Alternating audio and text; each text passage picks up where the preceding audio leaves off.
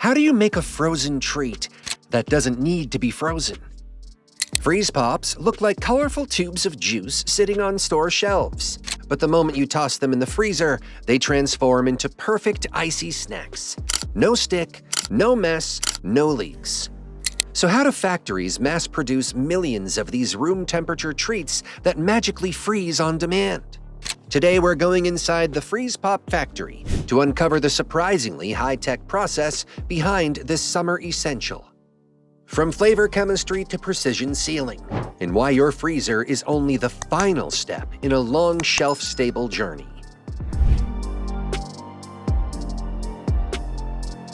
Before we even get started, let's get something straight. Freeze Pops are not melted popsicles in a bag. Far from it. They're specially engineered frozen desserts, optimized for shelf life, efficiency, and mass production. The concept is simple. A sweet, flavored liquid sealed inside a clear plastic tube.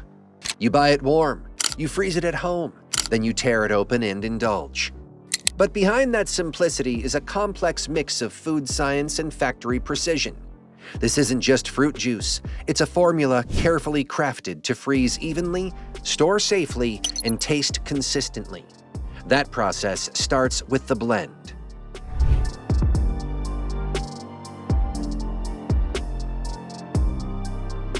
Every Freeze Pop starts as a syrupy mix of precision-measured ingredients. In massive stainless steel vats, factories combine filtered water, high-fructose corn syrup or dextrose, flavorings, citric acid for balance, bright colorings, and stabilizers like xanthan or gellan gum. Each flavor, grape, cherry, orange, blue raspberry, even mystery blends, is mixed in its own batch. The formula must be exact. Too much sugar? It won't freeze properly. Too little? It becomes icy and bland. Industrial paddles stir the mixture into a uniform syrup, calibrated for temperature and timing. This is the heart of the Freeze Pop, the part you taste, crave, and cool down with on a 100-degree day. But before it can be sealed, it needs to be safe.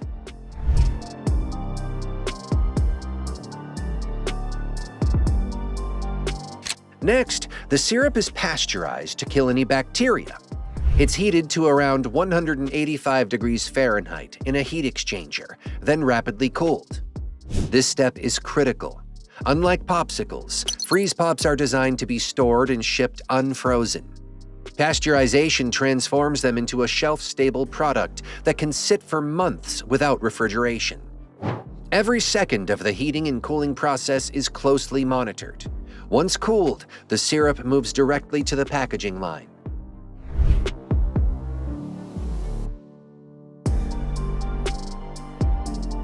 Now the real factory magic begins.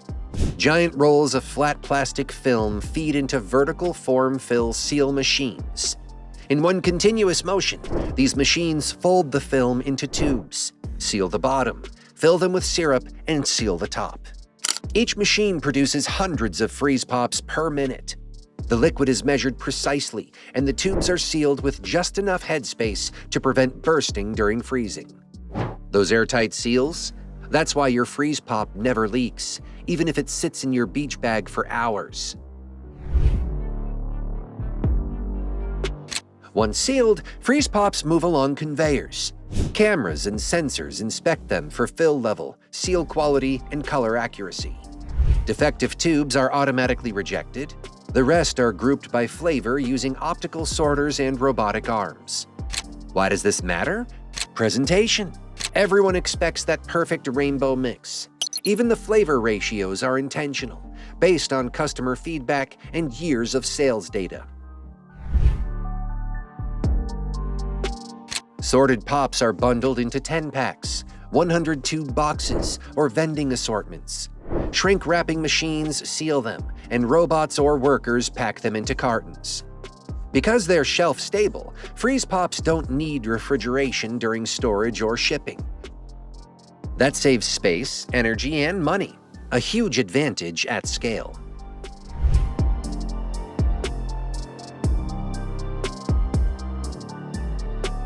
Unlike ice cream, Freeze Pops can be shipped in standard trucks.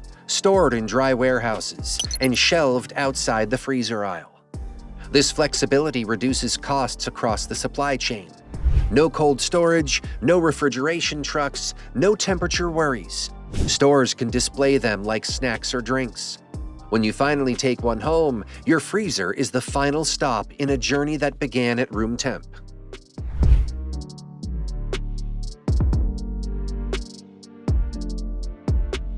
Once home, just toss them in your freezer.